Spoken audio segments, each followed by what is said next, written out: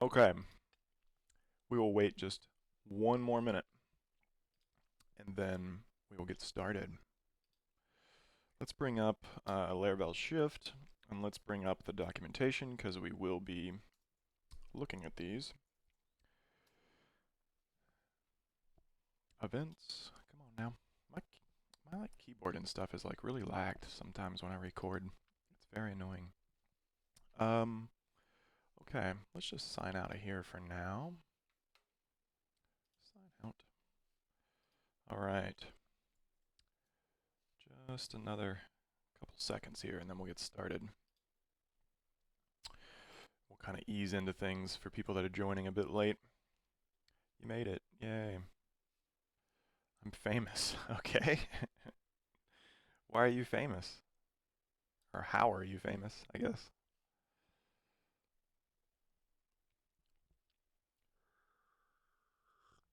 Whoa. Really hot. I'm huge in Japan. Joe, what's up, man? How's it going? All right, cool.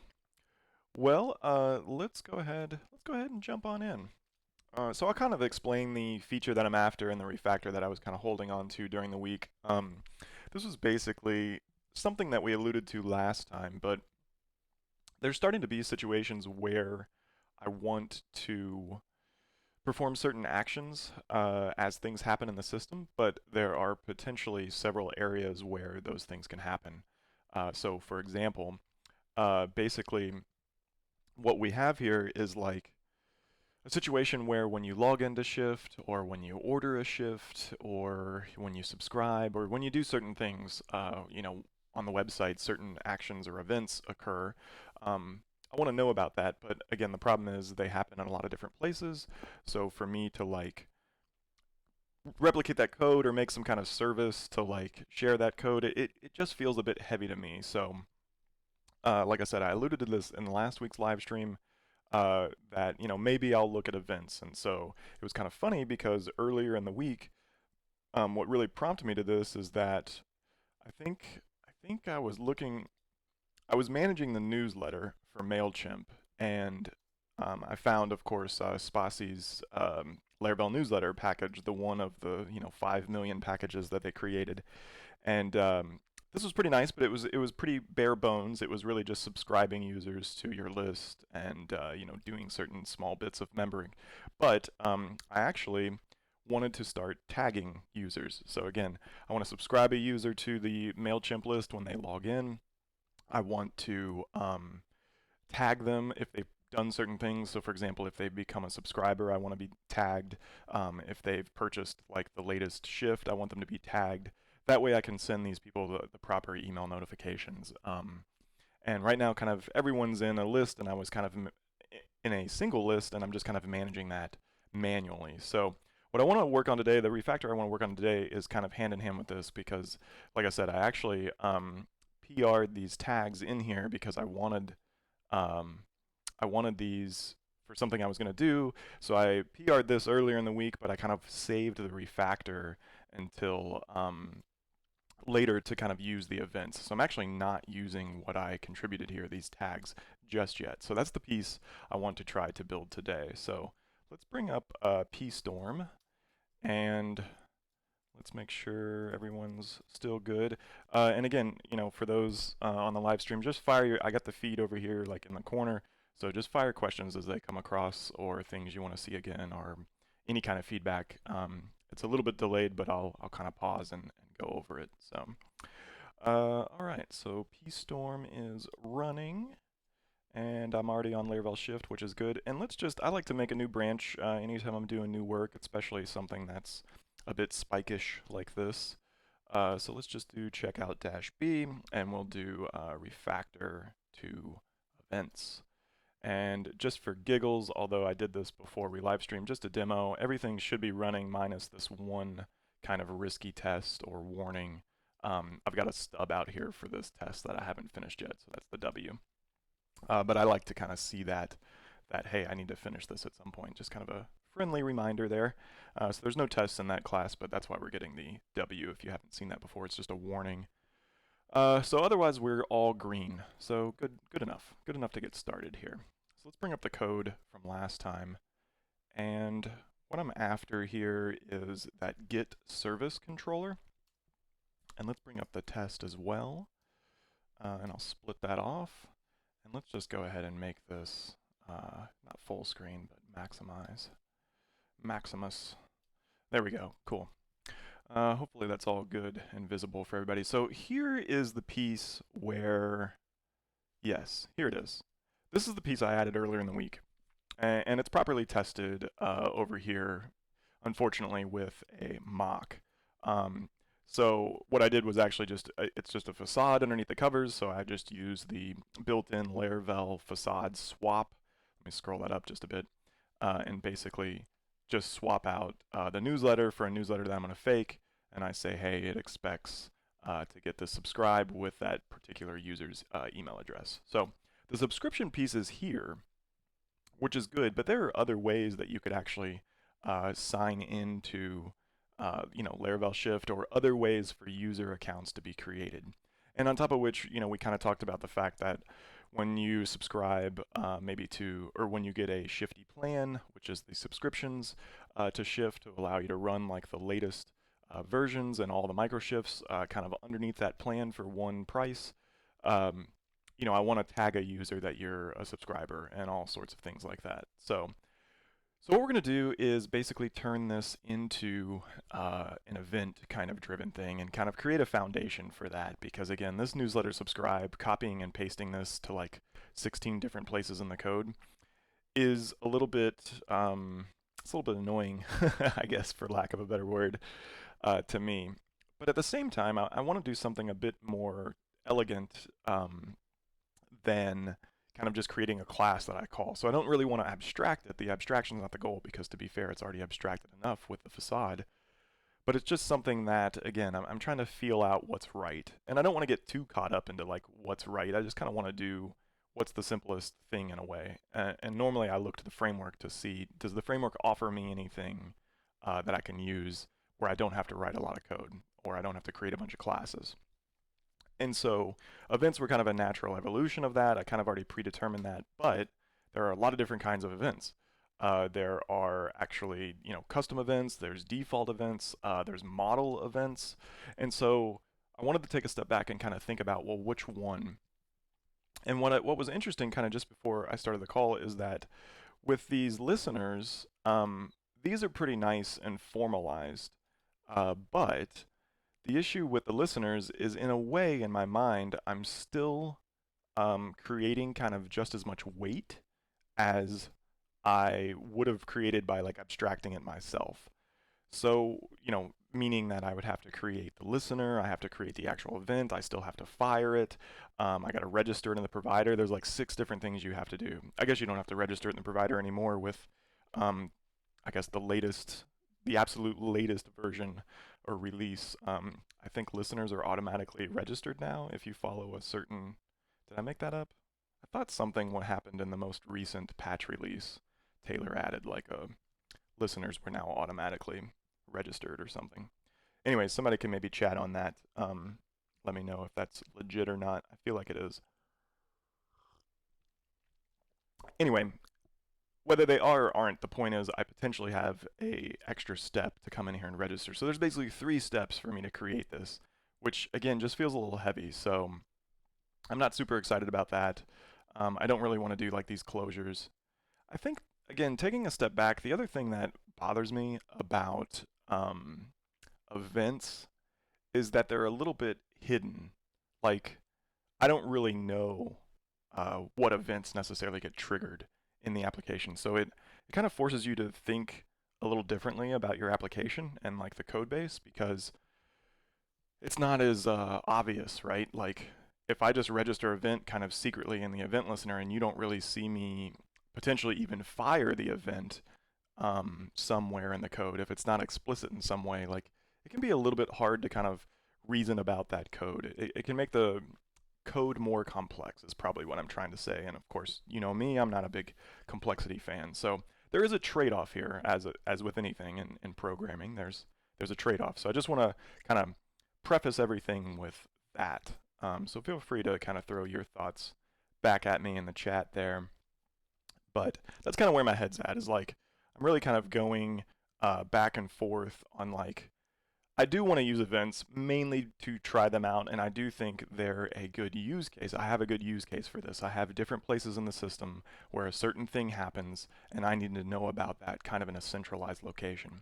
But the trade-off is that that might not be apparent to someone new to the code base or to even me in 6 months. I might not remember like, oh yeah, that ran because it's fired in an event that's over here in this other place that I didn't think to look. Like it's not. I don't want to use the word procedural, but it's not like inline necessarily, like with the rest of the code. It's potentially happening somewhere else in the code and registered somewhere else in the code that's not readily apparent when I come in here and read this get user bit.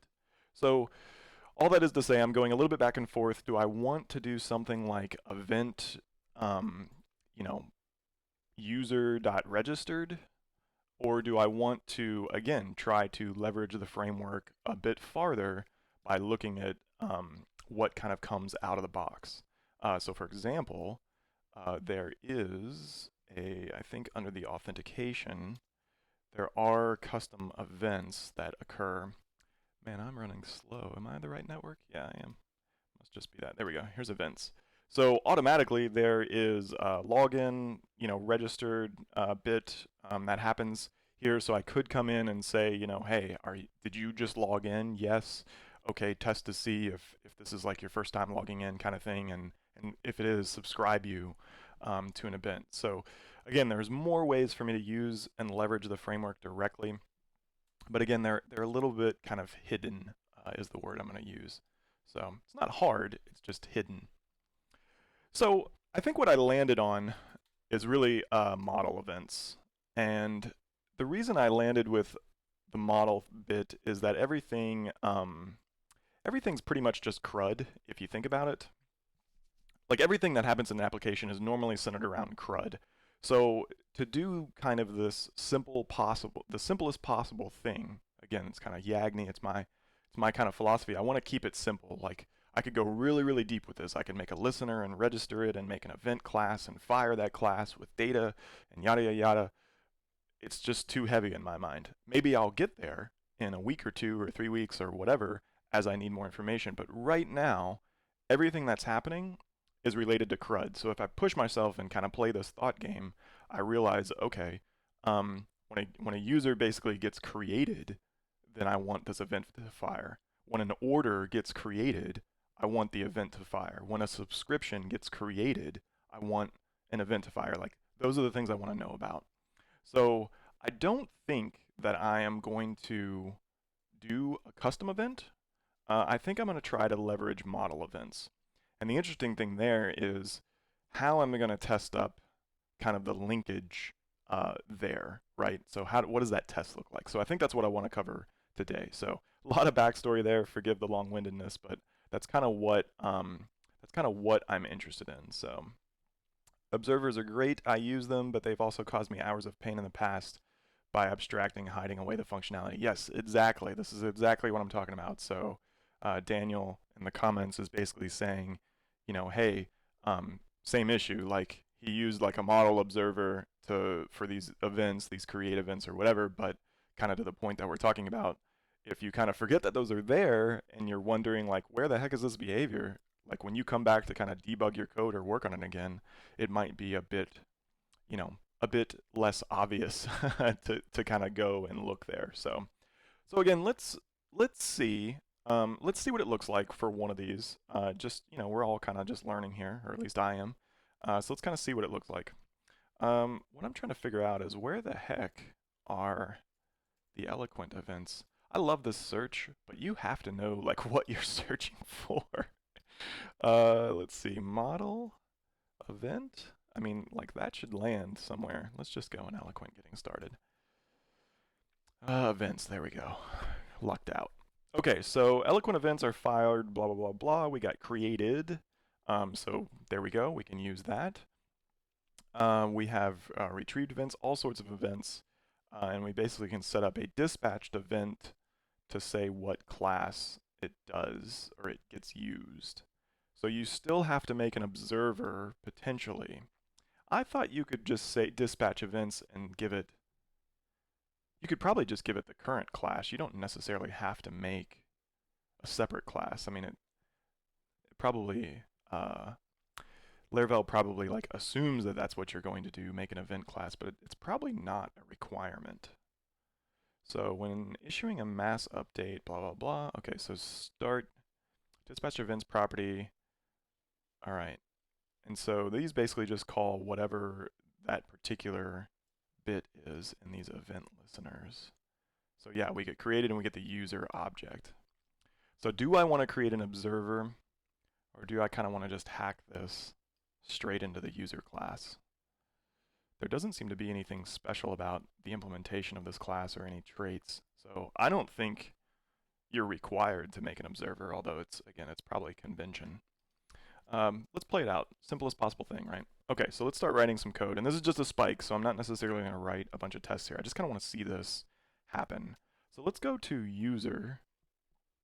And what I'm going to do is set up that dispatch events, and I don't want to type all that, so I'm just going to copy from the docs. And let's pop this down here. And let's change this to created. Whoops. Created. And let's just call ourselves. Interesting. Okay.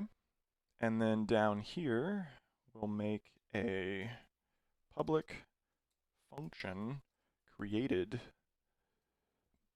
and it gets a user object, which is ourself, user, and theoretically we're able to do stuff. So what can we do here? Let's just DD this out and see if our test blows up. So here in created, all right, I see some comments coming across, but I'm on a mission here to blow some shit up. Okay, cannot static method created. What did I mess with here?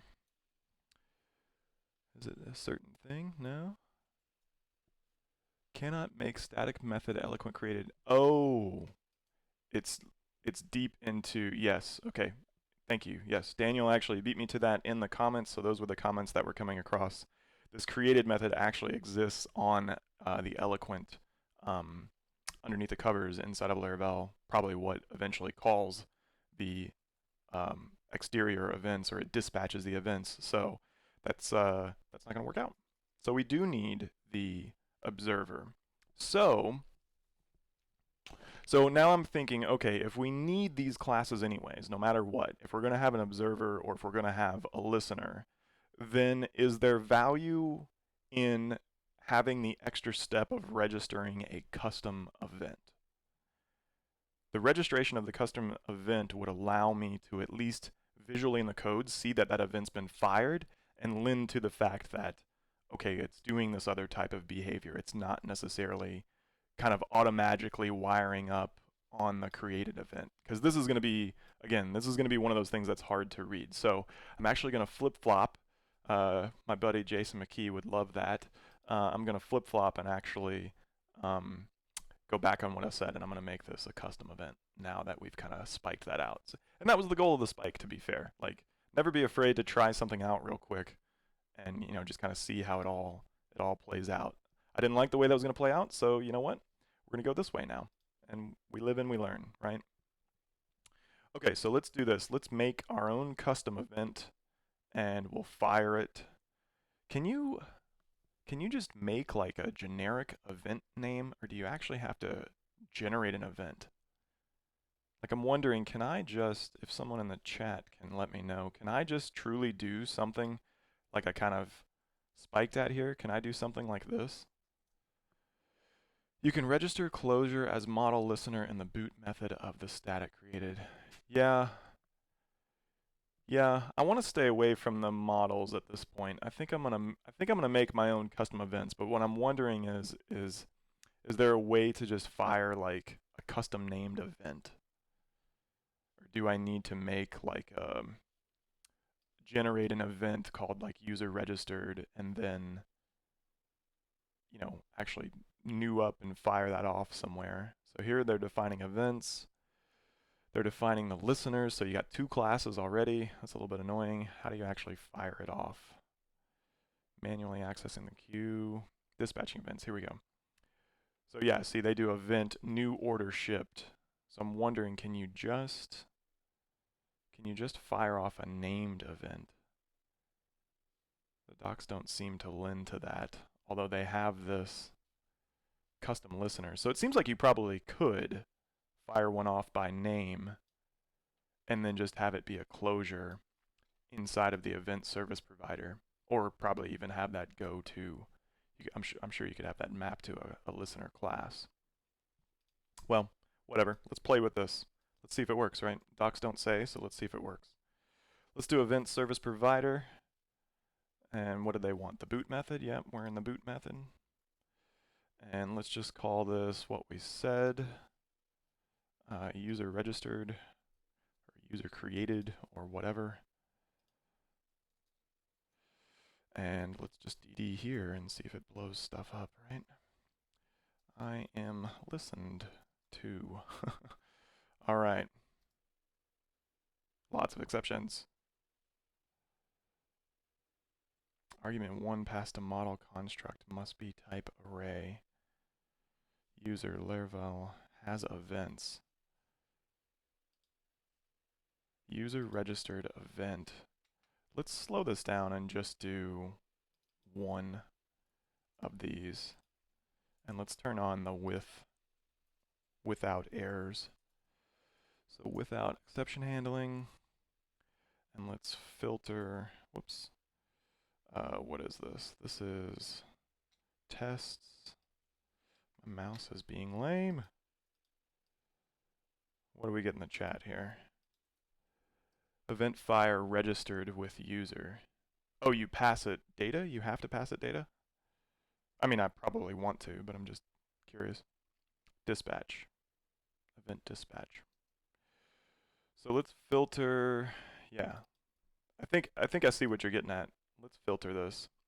Okay, eloquent model construct must be of type array, object given. And where's it complaining? It's in the test. I would expect to see somewhere in here it complain about this line. So you're thinking that I need to pass it like user here or something. Is that ultimately what you're getting at? Let's test that theory. User. And let's bring this over here. Nope. Okay, not sure what that's doing. Not sure exactly where that's complaining about. Did I leave something in the user model? Yes, I did. I left dispatch events. There we go. Too few arguments passed to events. Okay, callable. There we go. Okay, so I left that dispatch events in there. So that was the initial issue. The next issue now is it's expecting more stuff here. And let's do that. And we'll say, hey, there we go. Okay, so you can fire a custom event. I don't necessarily need to make a new event. I'm just trying to weigh the value there. I think it's okay. I think it's okay to get started. Let's do this. So user fire custom model event registered. So what's the benefit of the custom model event? I don't know that one. Or something. Custom model event? I've never seen that before. Let me just see what you're talking about. Fire custom model event. It seems to be a thing. Laravel. Fire custom model event. What does this do? Why are you so slow? Fire custom. Okay, the first thing you need to do in order to hook will eventually get fired through has events fire custom, which is. So why would I want to mess with this? Fire a custom model event for the given event. It's a terrible. Fire a custom model event for the given event. It's just funny to me right now. Okay, this looks like really intimidating. I don't get it. All right, I'll come back to that some other time. Let's stick here. I don't necessarily like that I have to pass the user data along, but I guess that's kind of required, right? So, okay, so let's do this. Let's do user registered. Let's leave this event. We can mess with its name later. Let's see how we test this, because technically now I would have a failing test. So let's pick one of these and we'll just focus in on it. So somewhere in here I have a newsletter mocked out. Where was that? Newsletter. Search on this side. Newsletter. There we go. Let's borrow this. So it should actually fire on this one. All right, and then what we're going to do is we're going to fake. We probably don't need to fake this anymore. So it's getting listened to. That's good. So we don't want to fake this anymore. Now we want to drive a test to actually have it send that event. So let's go back and we'll look at events. And I'm sure there's something in here about testing. Built-in testing helpers. Yay. So let's see how easy that is. Okay, so we can fake the event, and then we do an assert dispatched. But I don't have a class. I would just have a scoped event fakes. What is this?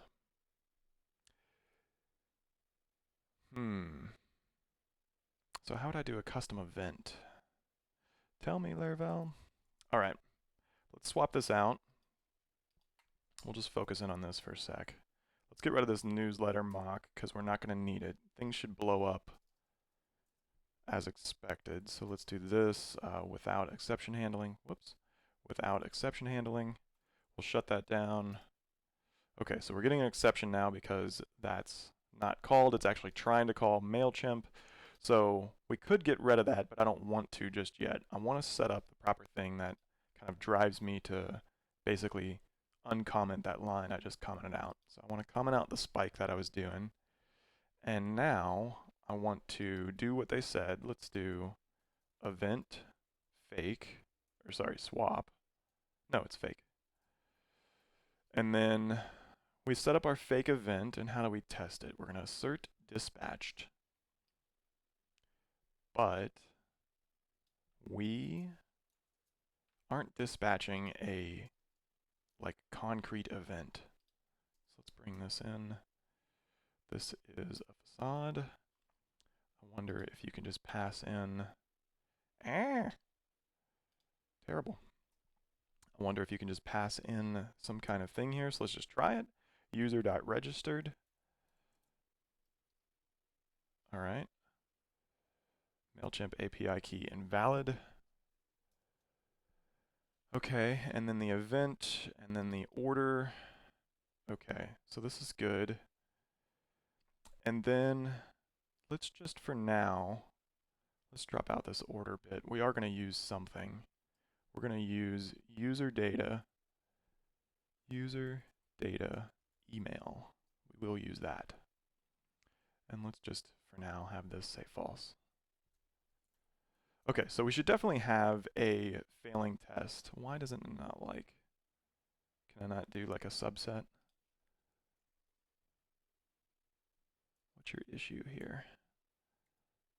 Yeah, I guess you can't do like a property access there. That's strange.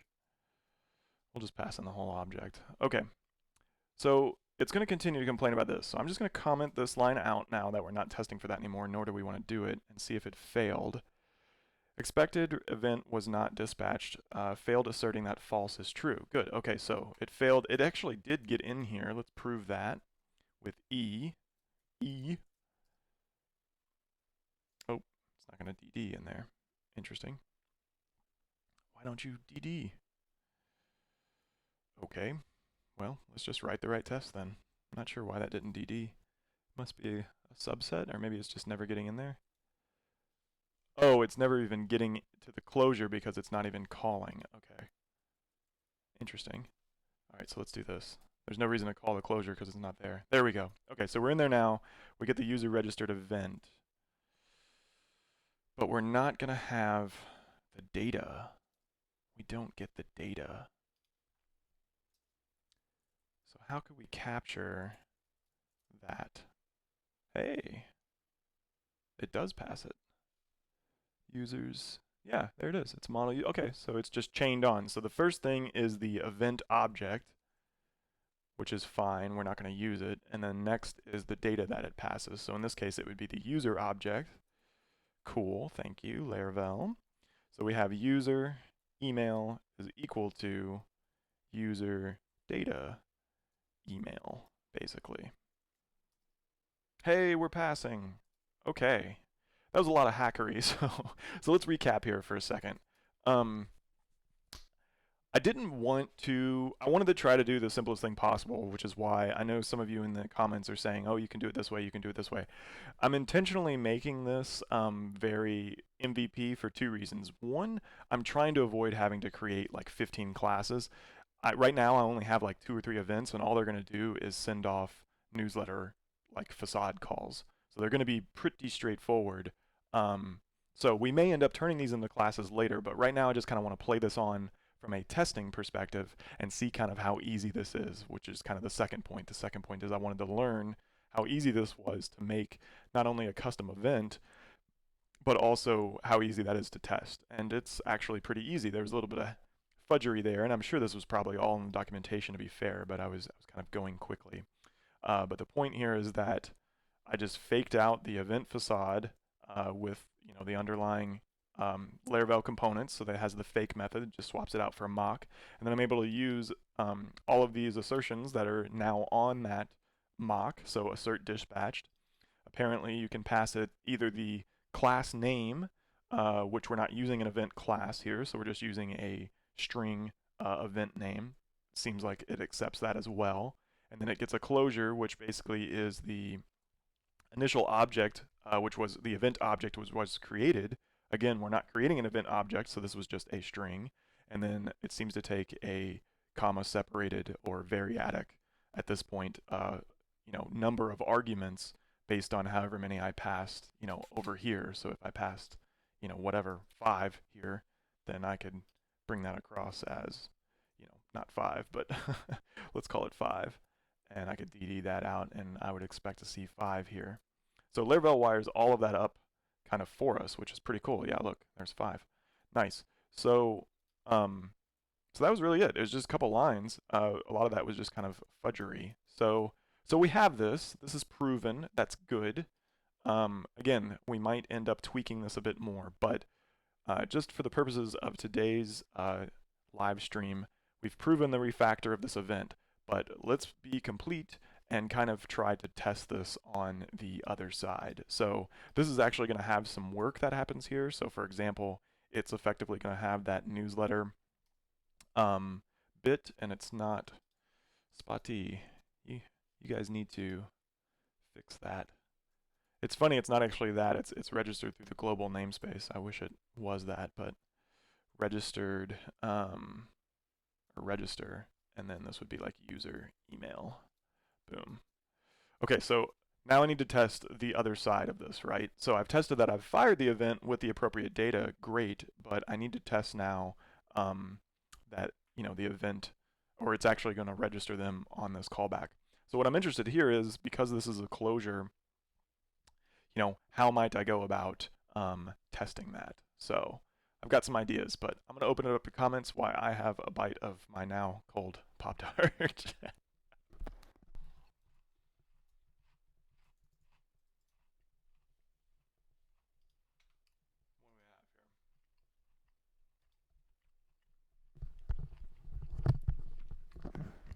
Okay, good enough.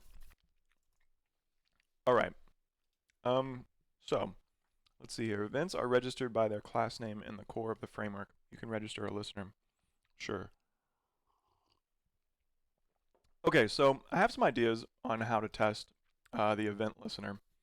So let's just kind of see if those work, and if they do, then I think this is enough, and I'll play on to kind of making the rest of these, outside of it. But we've proven the goal of the refactor, we've proven kind of the implementation of it, and I just want to test the other side that it's actually fired.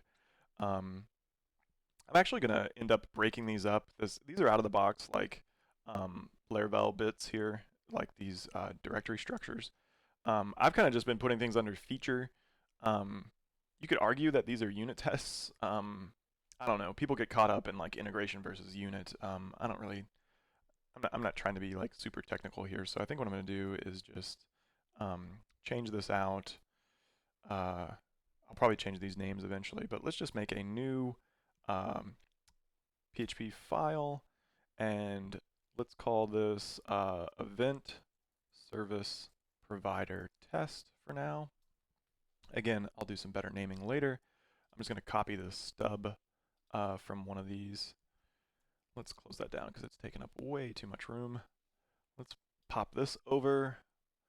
And here is our event service provider test. So everything's tested over there. Again, I'm going to go back and clean up this get service controller later to make sure, again, that it's, using this event appropriately in the other places, and I've appropriately pulled out the rest of that facade. Because right now, if I run this, I expect to get a lot of failures because it's going to try to call, the MailChimp API and all that stuff, right? And I've mocked things out where I have certain expectations. So again, some cleanup for me to do. I'm not going to have everybody sit through that though. Let's finish testing this other side. So this is event service provider test. Let's close that down, clean that up, and now we're back to where we need to be over here. Okay, so what I'm thinking here is that, well, really when you have a test, you're basically, you do some setup, you perform whatever actions, and then you perform whatever assertions. So, it's kind of like there's a couple different things people call that. They call it like AAA or whatever. But at the highest level, the point is that it's basically just, you set up your test, you call or invoke whatever it is you're going to test, and then you perform your assertions. So that's kind of the way I like to think about it. So let's kind of just break it up that way. And let's just do this. Let's say it subscribes a user to the newsletter. And maybe instead of it, I might say, or well, this is fine for now. This is fine for now. Let's do this. Let's get that old at test going here, and let's just kind of make sure this is set up properly. And what I'm going to do is I'm going to comment this out because theoretically this code isn't necessary. My other side, because everything's faked, would just work still, as we see. So again, we spiked on that, so I want to comment it out, and I want to have the test kind of drive it out. So I'm doing a little bit of back and forth TDD here from like a strict perspective. So I'm just trying to kind of reset the playing field here so we can do this appropriately. So okay, so what I want to do is set up, invoke, and assert here. And again, I think there's a more common name for these three steps, but that's what I'm calling them this morning. Okay, so the setup here is basically what we're going to need that newsletter code that we had before. So get service controller test. I'm just going to steal it because I've already written all of it here. Newsletter, there it is. So I'm just going to borrow this because we have it all. And what we could do, yes, bring it in mockery. And we won't have that. I'm going to close the chat for a second because it's in my way. Okay, so I would expect this to be called with whatever. Let's just get some variants here. So we're going to bring in faker, our good old friend. And I think I also use that in the other class. So I'm just going to, again, copy paste here in the interest of time. And I shouldn't need a refresh database. So I'm going to leave that off temporarily. There shouldn't be any test pollution in here, nor should I be doing anything with the database at the moment. Although I don't want that to bite me in the butt later, so you know what? It's a feature test. Let's just leave that in there. I don't want to like be 2 months from now and it's like, what the heck's going on with the database? Because I tried to get crafty and not copy something I should have. Okay, so we have this set up. We set it up with mockery. We say expects this. Let's fire off a email here. And let's do this faker, what is it, like safe email or something? Safe email, yeah, there it is. Cool. And so I would expect our newsletter to be called with this. I'm going to swap the newsletter out. So my setup is done. Now let's invoke. And there might be a better way to do this with Laravel, but because it's a closure and it's buried within the event service provider, like it's not like I'm going to call boot or something. The simplest thing I can think of is actually just fire this event. So let's just do it. Let's call event user.registered and pass it in some kind of user object. So user, so we're going to need one of those. And then I would basically already have all my expectations because of the way I set it up here. So that would really be it. Cool. For now, that's it. Okay, so I need this user object. Let's initialize this with a value. And let's just say, what? Just new user. Again, no reason to use a, or to fake one out or anything. Let's just use a real guy here. So, boop. Import that class. And let's give it the email address we expect. Email. Cool. And there we go. Let's see if we can drive this out a little bit. So, did I already try to run the other one? No, I didn't. So I should have proven this first. So let's just go back. Bink.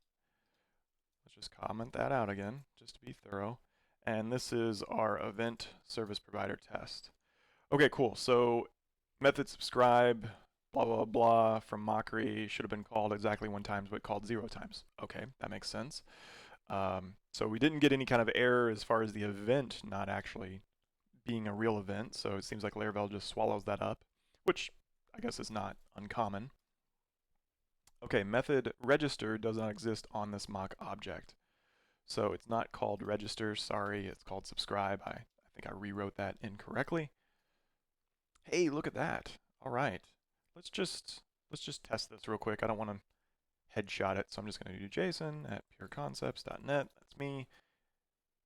Hey, look, there we go. So no matching. And okay, cool. So not the best error message. I think I complained about that before. Just mockery. I wish it was a little bit tighter of error messaging, but good enough. So we're green here. So that works. That works on the other side. Let's refactor just a bit more, but I am going to bring up the comments again, and just in case anybody has some more. So we're wrapping up here. I'm just going to clean up these tests. Upon closer inspection, I could actually probably just use the factory that I already have for a user and just make, because it's basically doing exactly what I just did by hand. So I don't need to bring in Faker or any of that stuff. I could just use this factory. And I think instead of create, you can call new on a factory. I'm pretty sure you can. But let's just double test that, or double check that, I mean. So factory, database testing, writing factories. So I think you can do new here, maybe? A new user. I know they have create. I'm wondering if you can just call new though. Like I don't actually want to put it in the database. Not that it would matter, but yeah, see they got make. You may also make a collection, apply states, if calculation closure, blah, blah, blah, blah. Okay, so not states. Let's just back up a second here. Okay, so writing factories, create test data to get started. With the closure, this serves default values. The closure will receive an instance. Okay, you may also create additional. All right, well, let's just try it. Docs aren't telling me this morning, or at least I'm not reading it correctly. So let's pop this out for now. Let's go back and make a legit user by doing a factory and then, come on, PHP Storm, why'd you do that? And we'll do a user class, and I guess we could call new. So it doesn't have new. I did see create. Make? What does make do? Oh, is make effectively new? Create a collection of models. I don't want a collection.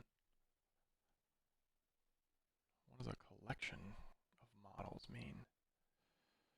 Create a collection of models and persist them to the database. Oh, so everything is a collection of models. That's interesting.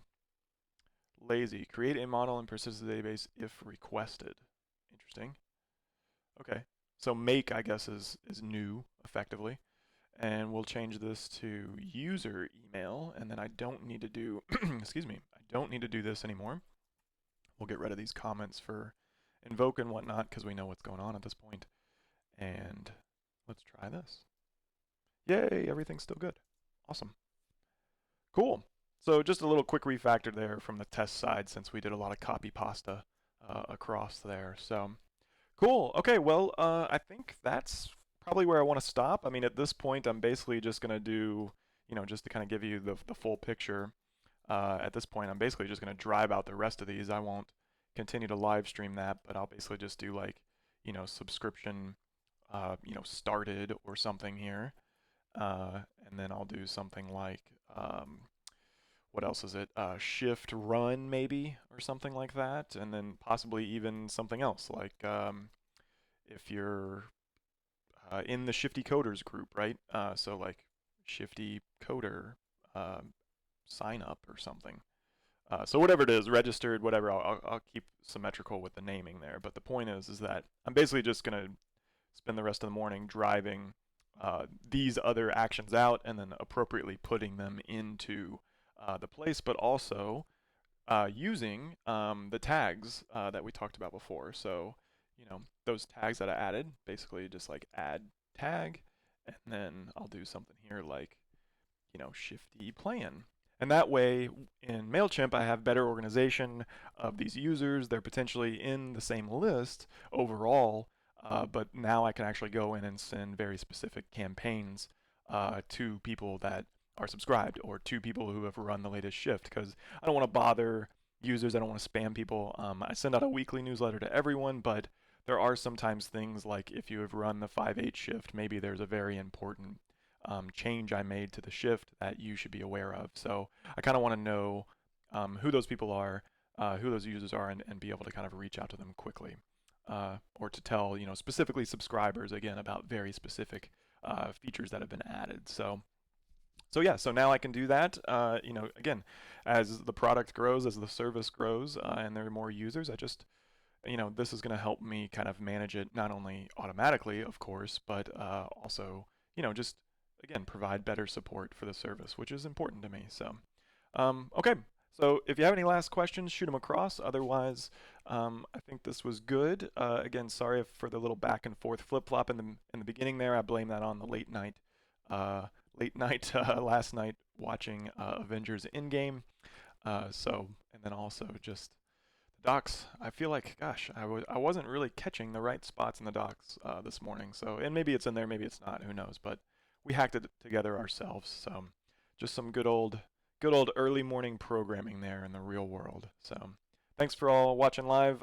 This recording obviously will be processed by YouTube here shortly and available to watch as you want. So, thanks. Catch you all on Twitter.